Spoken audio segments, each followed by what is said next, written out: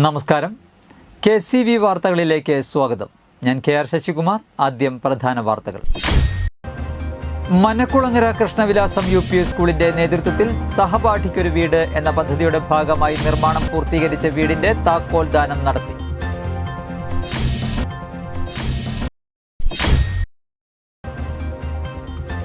വിശ്വാസ പരിശീലനത്തിന്റെ 2024-25 അധ്യയന വർഷത്തിലെ ഇരിഞ്ഞാലക്കുട രൂപതാതല ഉദ്ഘാടനം നടത്തി.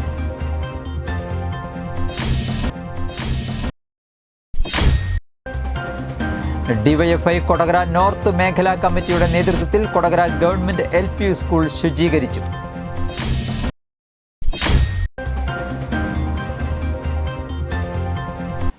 ലോക പരിസ്ഥിതി ദിനാചരണത്തിന്റെ ഭാഗമായി കനകമല കുരിശുമുടിയിൽ ബൊഗെയിൻവില്ല തൈകൾ നട്ടു.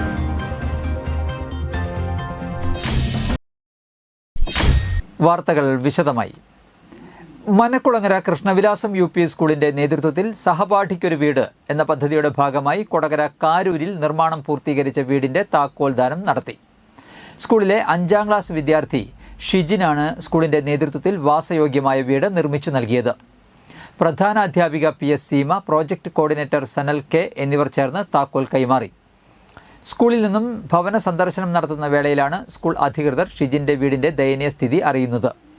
ഇതിനെ തുടർന്ന് സ്കൂളിൽ യോഗം ചേരുകയും സുമനസ്സുകളിൽ നിന്നും സഹായം സ്വീകരിച്ചും അടുത്ത അധ്യയന വർഷത്തിന് മുൻപ് ഷിജിന് അടച്ചുറപ്പുള്ള വാസയോഗ്യമായ വീട് നിർമ്മിച്ചു നൽകാൻ തീരുമാനിക്കുകയായിരുന്നു. School manager B Sadanandan, Dinesh Parameswaran, staff secretary Ajayakumar, senior അധ്യാപകൻ നെൽസൺ പോൾ, SSG അംഗം റോസിലി തോമസ് തുടങ്ങിയവർ സംസാരിച്ചു.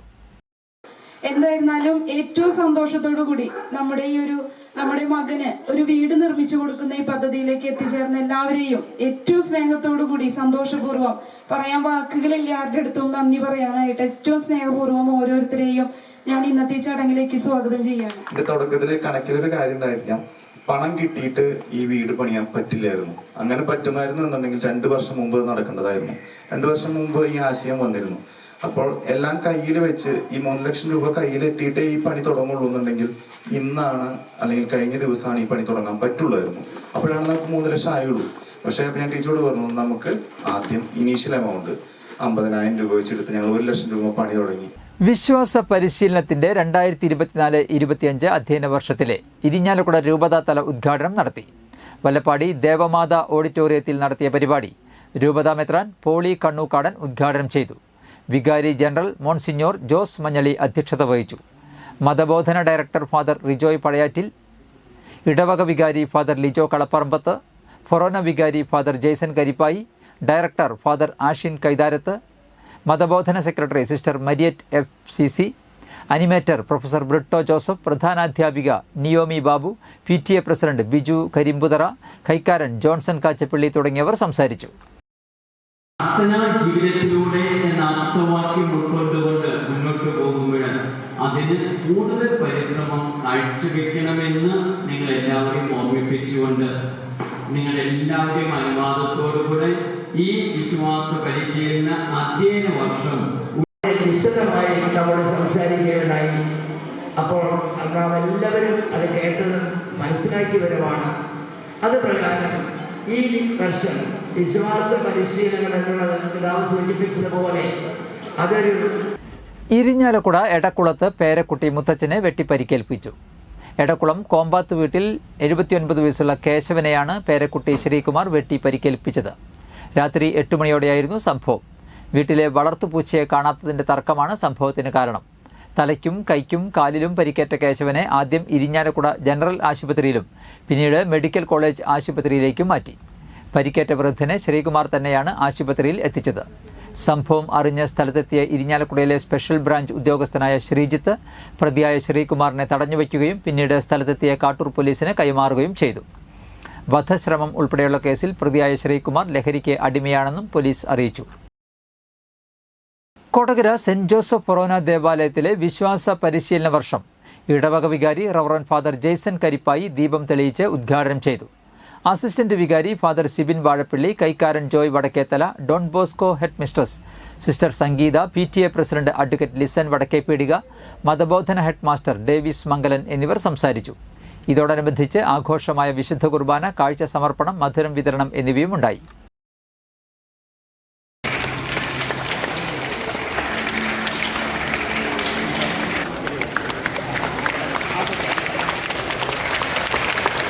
നിങ്ങൾ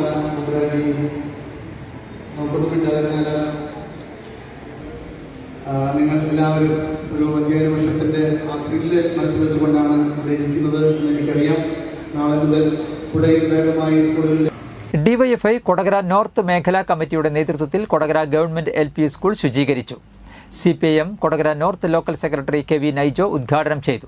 ഡിവൈഎഫ്ഐ കൊടകര നോർത്ത് മേഖലാ പ്രസിഡന്റ് ഡിനിൽ അധ്യക്ഷത വഹിച്ചു. സെക്രട്ടറി ജോയൽ ജോയി സ്വാഗതം പറഞ്ഞു. ലോക്കൽ കമ്മിറ്റി അംഗം CD സിബി, പ്രധാനാധ്യാപിക MK Dainy, PTA president Sandesh Narayanan എന്നിവർ സംസാരിച്ചു. ഗവൺമെൻറ് സ്കൂളുകളെല്ലാം ഇത്തരത്തിൽ ക്ലീൻ ചെയ്തുകൊണ്ട് ഒരു പുതിയ അന്തരീക്ഷം സ്കൂളിനകത്ത് നടപ്പിലാക്കിക്കൊണ്ട് വിദ്യാർത്ഥികളെ വരവേൽക്കാനാണ് തീരുമാനിച്ചിരിക്കുന്നത്. നമുക്കറിയാം ഡിവൈഎഫ്ഐ ഇത്തരത്തിലുള്ള പ്രവൃത്തികൾ മാത്രമല്ല ഇന്ന് ഏറ്റെടുത്തിരിക്കുന്നത്. കേരളത്തിലാകെ രാജ്യത്താകെ ഏത് വിഷയങ്ങൾ വന്നാലും ചെറുപ്പക്കാരെ അണിനിരത്തിക്കൊണ്ട് വർഷത്തെ പ്രവേശനോത്സവവുമായി ബന്ധപ്പെട്ട് വിദ്യാലയം ശുചീകരിക്കുക എന്ന പ്രവർത്തനത്തിനായി ഇവിടെ എത്തിച്ചേർന്ന എല്ലാവരെയും ഏറ്റവും സ്നേഹത്തോടെ ആദ്യമായി സ്വാഗതം ചെയ്യുന്നു. ഒപ്പം തന്നെ നിങ്ങളാണ് ഈ നാടിൻ്റെ പ്രതീക്ഷ. ഇത്തരം നല്ല പ്രവൃത്തികൾ ഏറ്റെടുക്കുന്നതോടൊപ്പം സമൂഹത്തിൽ കാണുന്ന എല്ലാ അനീതികളോടും കലഹിക്കാൻ നിങ്ങൾക്കൊരു ധൈര്യമുണ്ടാകട്ടെ. ഗുരുദേവ കൾച്ചറൽ ചാരിറ്റബിൾ ട്രസ്റ്റിന്റെ പുതിയ ഓഫീസ് കോടാലിയിൽ പ്രവർത്തനം ആരംഭിച്ചു. ജില്ലാ പഞ്ചായത്ത് പ്രസിഡന്റ് VS പ്രിൻസ് ഉദ്ഘാടനം ചെയ്തു. ട്രസ്റ്റ് പ്രസിഡന്റ് സത്യൻ എരിമേൽ അധ്യക്ഷത വഹിച്ചു. ട്രസ്റ്റ് സെക്രട്ടറി സുന്ദരൻ മൂത്തമ്പാടൻ സ്വാഗതം പറഞ്ഞു. ട്രഷറർ ചക്രവാണി ശാന്തി കണക്കും റിപ്പോർട്ടും അവതരിപ്പിച്ചു. കവിയും ഗാനരചയിതാവും സാമൂഹ്യ പ്രവർത്തകരുമായ സുഭാഷ് മുന്നുമുറി കഴിഞ്ഞ CBSE 10ാം ക്ലാസ് പരീക്ഷയിൽ ദേശീയ തലത്തിൽ 2ാം സ്ഥാനം കരസ്ഥമാക്കിയ കീർത്തന KB എന്നിവരെ അനുമോദിച്ചു. ചടങ്ങിൽ വിദ്യാർത്ഥികൾ പഠനോപകരണ വിതരണവും ചികിത്സാ സഹായ വിതരണവും നടത്തി. ട്രസ്റ്റ് കമ്മിറ്റി അംഗങ്ങളായ ശ്രീനിവാസൻ, മുരളി വെട്ടിയാട്ടിൽ തുടങ്ങിയവർ സംസാരിച്ചു. വാഴച്ചാൽ ആനക്കയം ഭാഗത്ത് വിനോദസഞ്ചാരികളുടെ വാഹനങ്ങൾക്കു നേരെ കാട്ടാന ആക്രമണം. 2 കാറും 1 സ്കൂട്ടറും ആനകൾ തകർത്തു. വിനോദസഞ്ചാരികൾ ഭാഗ്യം കൊണ്ട് രക്ഷപ്പെട്ടു. അതിരപ്പിള്ളിയിൽ നിന്ന് തിരിച്ചു പോവുകയായിരുന്ന തമിഴ്നാട് സ്വദേശികൾ സഞ്ചരിച്ചിരുന്ന കാർ യാത്രക്കാർ ഹോൺ മുഴക്കി ആനകളെ പ്രകോപിതരാക്കിയതാണ് പ്രശ്നമായത്.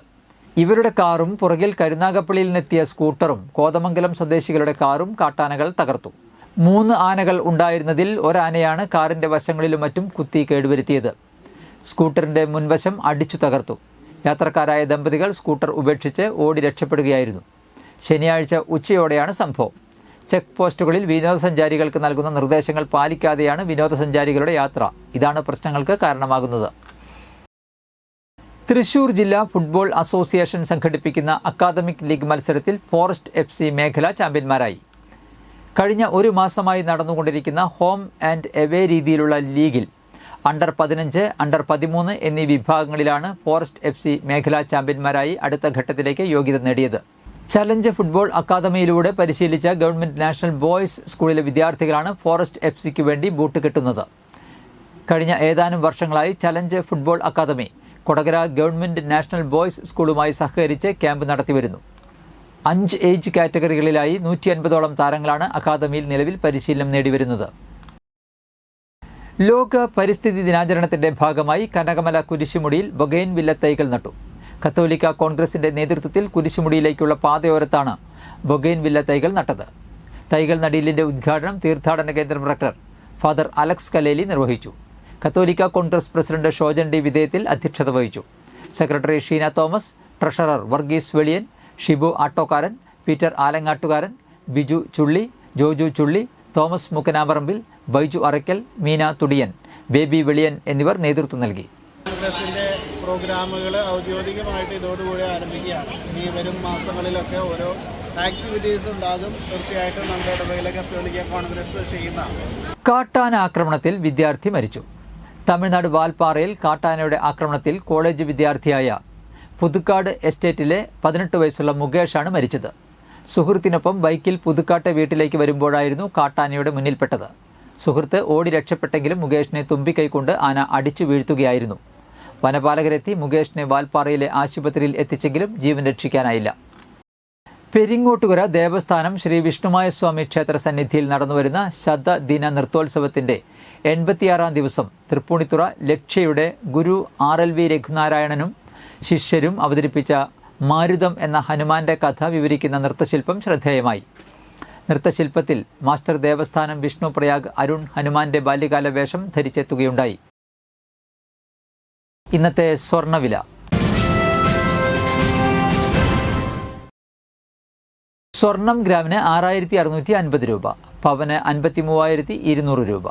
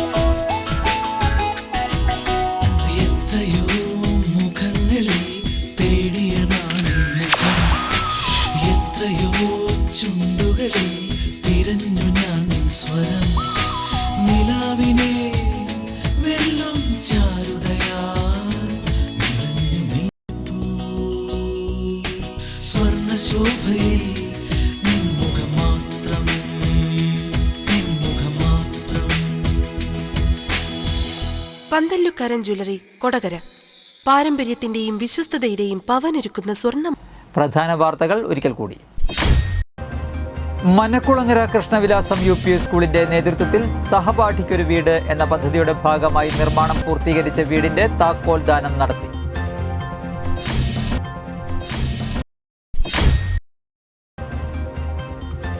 വിശ്വാസ പരിശീലനത്തിന്റെ 2024-25 അധ്യയന വർഷത്തിലെ ഇരിഞ്ഞാലക്കുട രൂപതാതല ഉദ്ഘാടനം നടത്തി.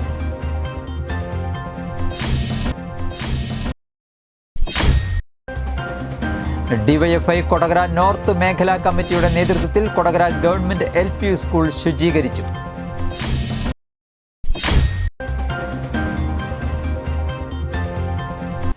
ലോക പരിസ്ഥിതി ദിനാചരണത്തിന്റെ ഭാഗമായി കനകമല കുരിശുമുടിയിൽ ബൊഗെയിൻവില്ല തൈകൾ നട്ടു.